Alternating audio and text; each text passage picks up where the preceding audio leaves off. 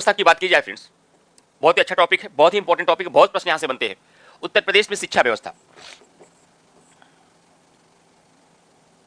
उत्तर प्रदेश में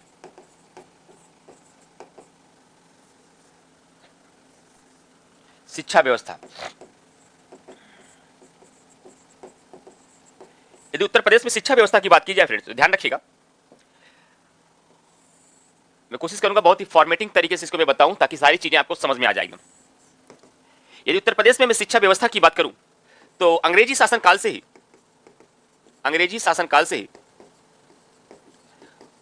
मैं भारत की बात नहीं कर रहा हूं, उत्तर प्रदेश की बात कर रहा हूं, तो अंग्रेजी शासन काल में ही 1858 में सर्वप्रथम म्योर सेंट्रल कॉलेज की शुरुआत की गई। म्योर सेंट्रल कॉलेज की स्थापना की गई और ये प्राथमिक स्तर से लेकर के, प्राथमिक स्तर से लेकर के, प्राथमिक स्तर से लेकर के उच्च शिक्षण संस्थान तक, हायर एजुकेशन, उच्च शिक्षण संस्थान को रेगुलेट करता था, यानी कि संचालन करता था।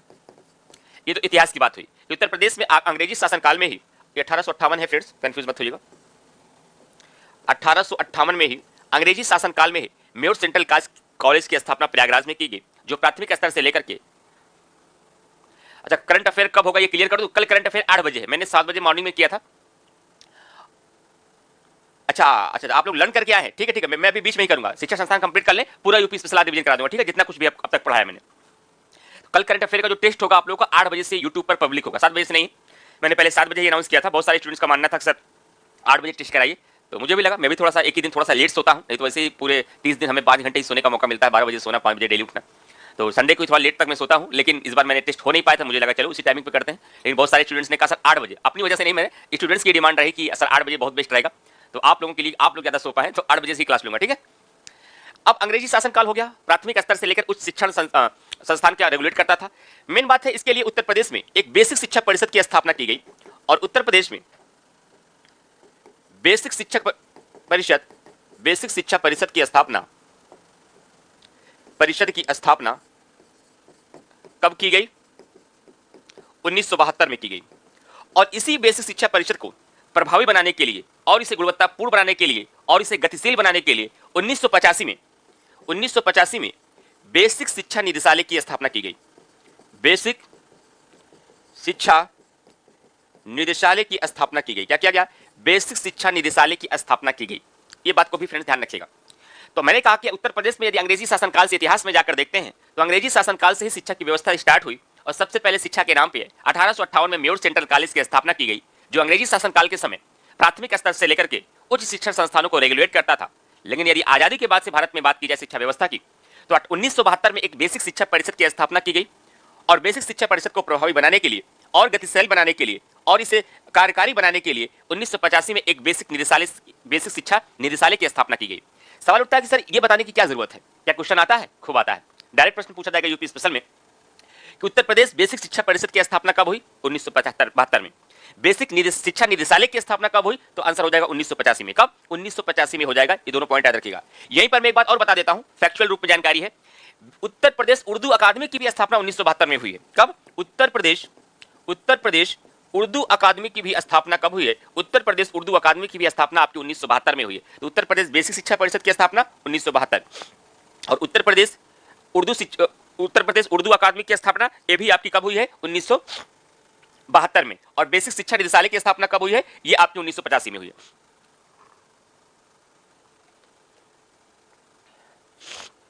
अच्छा, वैभव मिश्रा जी कह रहे हैं सर ये वाली क्लास शाम को हो सकती है, सर ऑफिस जाना पड़ता है, लेट हो जाता है। नहीं फ्रेंड्स, शाम को दूसरी क्लासेस मेरी रहती हैं, इंडियन पॉलिटी की सारी क्लासेस हमारी शाम को रहती हैं, इसलिए इसको सब सुबह किया गया है। कोई बात नहीं, छूट जाने दीजिए कि 12 घंटे बाद क्या करिए, आप बाद में भी आएंगे वैभव मिश्रा, कोई भी आपको फर्क नहीं पड़ेगा। जैसे आप 7 क्लास करते हैं वैसे बाद में भी वही फीलिंग आएगी, वही उसी तरीके से तैयार होगा, वैसे ही समझ में आएगा। इतनी बातें हो गई। अब मैं कुछ और बातें आपको बताना चाहता हूं इसके संबंध में। आगे चलते हैं। यदि यहां पर शिक्षण संस्थानों की बात करें, कुछ फैक्चुअल इंफॉर्मेशन देख लीजिए और मैं यहां आपको बताता चलूंगा यहां डाउट क्या है, कंफ्यूजन क्या है और क्या पूछा जाएगा क्या नहीं पूछा जाएगा, कहां पे फोकस करना है कहां पे फोकस नहीं करना है आपको। देखिए, वर्तमान में उत्तर प्रदेश में यदि डीम्ड विश्वविद्यालयों की बात की जाए, डीम्ड विश्वविद्यालय जो बहुत सारे विश्वविद्यालय होते हैं, यूजीसी अपने कुछ पैमाने निर्धारित करता है, कुछ उसके मापदंड होते हैं यूजीसी के। यूजीसी उन मापदंडों के आधार पर कुछ विश्वविद्यालयों को डीम्ड विश्वविद्यालय का दर्जा देता है। तो अलग अलग साइटों के माध्यम से वर्तमान में जो नवीनतम आंकड़ा आया था वो 8 डीम्ड विश्वविद्यालय दिखा रहा है कि उत्तर प्रदेश में वर्तमान में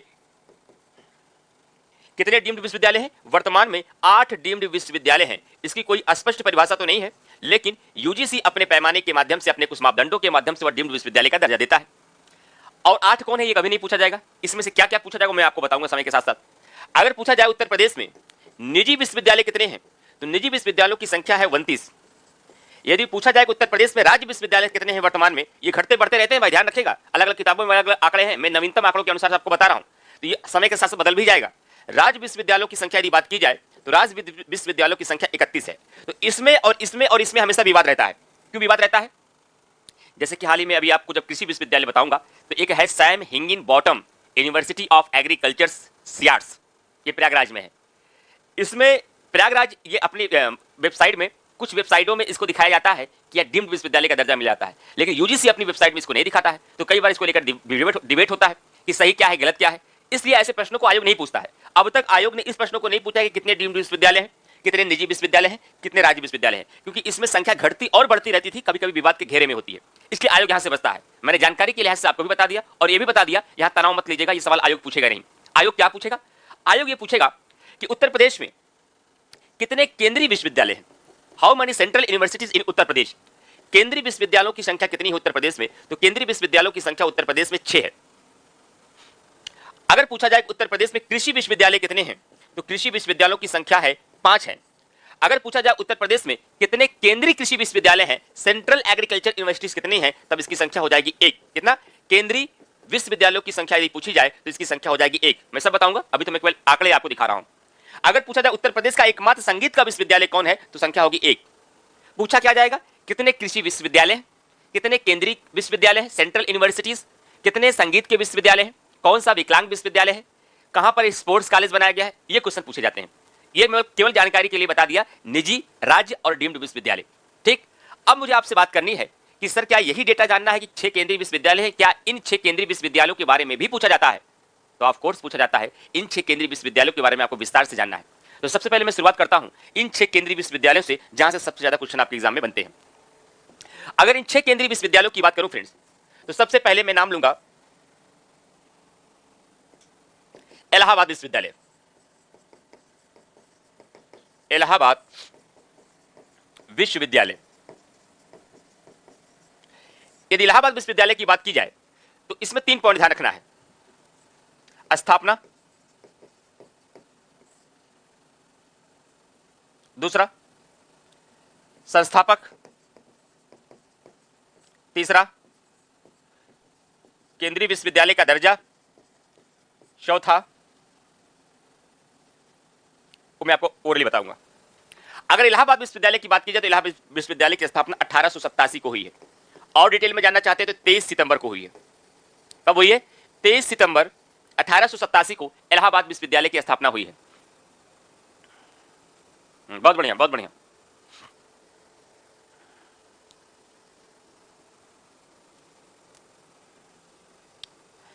उत्तर प्रदेश के केंद्रीय विश्वविद्यालय बनारस हिंदू विश्वविद्यालय, वाराणसी, अलीगढ़ मुस्लिम विश्वविद्यालय, अलीगढ़, डॉक्टर भीमराव अंबेडकर विश्वविद्यालय लखनऊ, इलाहाबाद विश्वविद्यालय। तो 4 ही तो हुए, और कहां रह गए भाई? चलिए आगे आगे बताते हैं आपको। तो यहां पर ध्यान रखिएगा, हाँ ये पीडीएफ मिलेगा, बिल्कुल मिलेगा। अब आपको ध्यान रखना है। अब आगे चलते हैं, ध्यान रखिएगा। मैंने कहा कि इलाहाबाद विश्वविद्यालय की जो स्थापना हुई, इलाहाबाद विश्वविद्यालय की स्थापना आपकी कब हुई? इलाहाबाद विश्वविद्यालय की स्थापना आपकी 1887 को 27 सितंबर को हुई, और इसके संस्थापक कौन रहे? विलियम गयूर। विलियम गयूर इसके संस्थापक रहे। इसे केंद्रीय विश्वविद्यालय का दर्जा कब मिला? जुलाई 2005 में। जुलाई 2005 में मुरली मनोहर जोशी के प्रयासों के बाद। यह क्वेश्चन नहीं पूछा गया तो मैं जानकारी के लिए बता रहा हूं।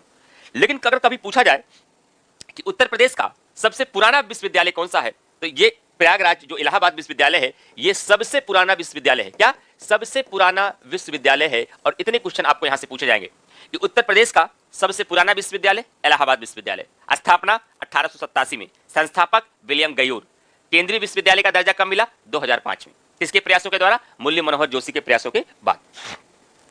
अब आगे बढ़ते हैं दूसरे विश्वविद्यालय में। दूसरा विश्वविद्यालय आपका हो जाएगा, मैं बनारस हिंदू विश्वविद्यालय की बात करूंगा, बीएचयू, बनारस हिंदू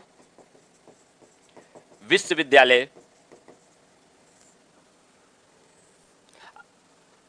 बीएचयू की स्थापना कब हुई? इसकी स्थापना हुई 1916 में। इसके संस्थापक कौन रहे? इसके संस्थापक रहे मदन मोहन मालवीय। कौन रहे?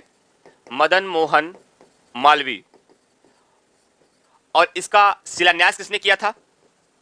शिलान्यास, ये क्वेश्चन पूछा गया।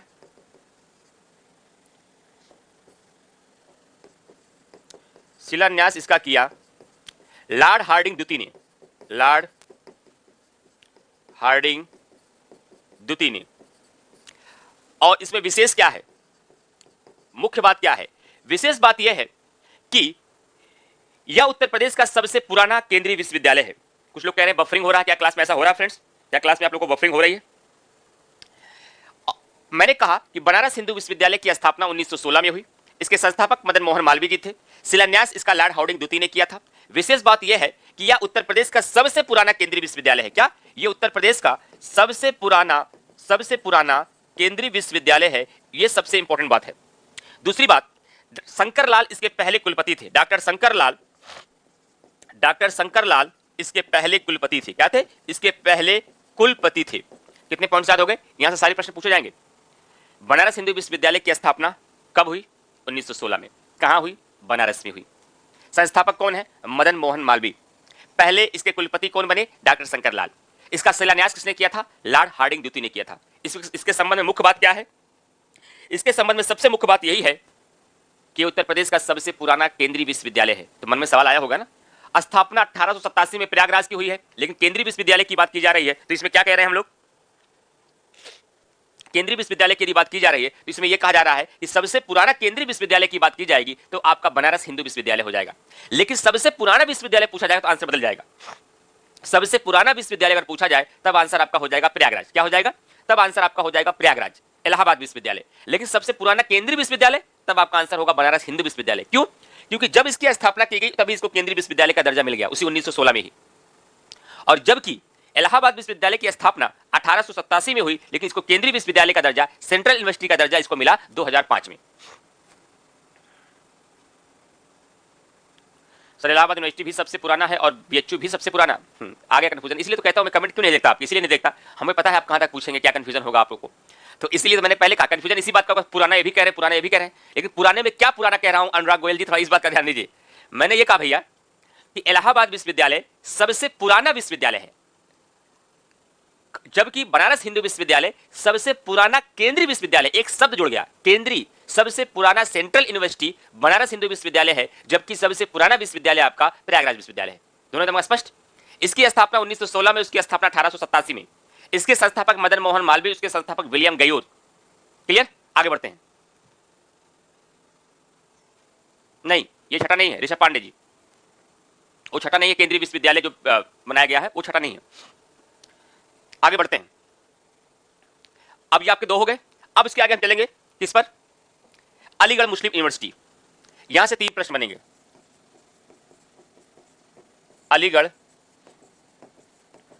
मुस्लिम यूनिवर्सिटी, अलीगढ़ मुस्लिम यूनिवर्सिटी। अभी करंट अफेयर की कोई क्लास का अनाउंसमेंट नहीं है, जब हो जाएगा तो बताया जाएगा। ठीक है भैया? विभव मिश्रा, वैभव, ऋषभ पांडे मैंने क्लियर कर दिया, ये केंद्रीय विश्वविद्यालय छठा नहीं है। अभी 6 पढ़ेंगे तो आपको समझ जाएंगे 6 कौन कौन है। अलीगढ़ मुस्लिम विश्वविद्यालय की स्थापना की जाए तो कहा जाता है 1920। अच्छा देखिए, एक बात मैं और बताना चाहता था, देखिए दिमाग में बात मिस हो गई। यहां पर एक बात और याद रखिएगा, कभी कभी आपके एग्जामिनेशन में पूछ लिया जाता है काशी विद्यापीठ की स्थापना कब हुई। कभी कभी आपके एग्जामिनेशन में क्वेश्चन पूछ लिया जाता है काशी विद्यापीठ की स्थापना। अच्छे से पढ़ लीजिए। शिक्षण संस्थान के आज के बाद यूपी का कोई क्वेश्चन गलत नहीं हो सकता, लेकिन अच्छे से पढ़ लीजिए, बस थोड़ा धैर्य रख करके। काशी विद्यापीठ की संस्थापक कौन है? स्थापना कब हुई? जब 1920 में असहयोग आंदोलन चल रहा था, उसी समय काशी विद्यापीठ की स्थापना हुई थी और इसका काल माना जाता है 1920-21। अगर ऑप्शन में 20 रहे तो 20 मारिएगा, ऑप्शन में 20-21 दोनों रहे तो 21 मारिएगा, वही सत्र था इसका।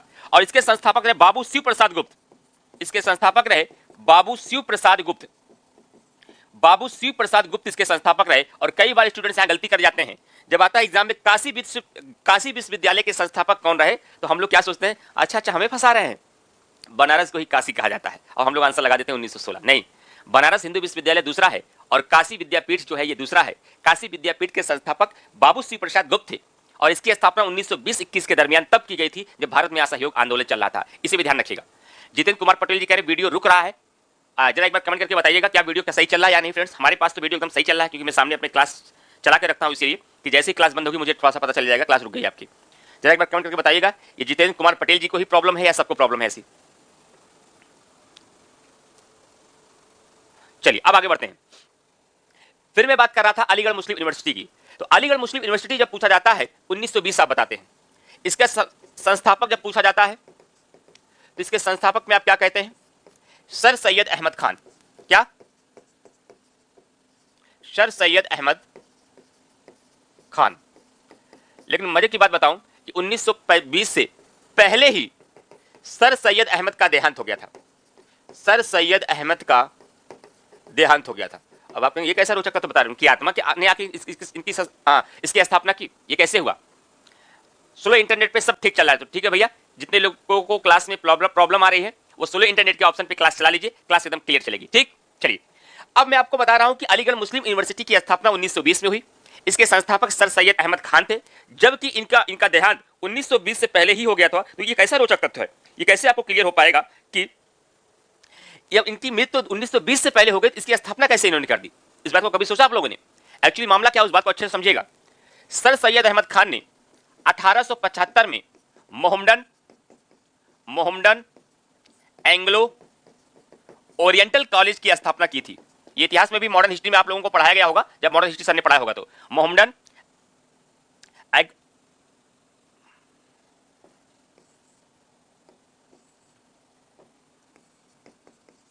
मोहम्मडन एंग्लो ओरिएंटल कॉलेज की स्थापना सर सैयद अहमद खान ने की थी।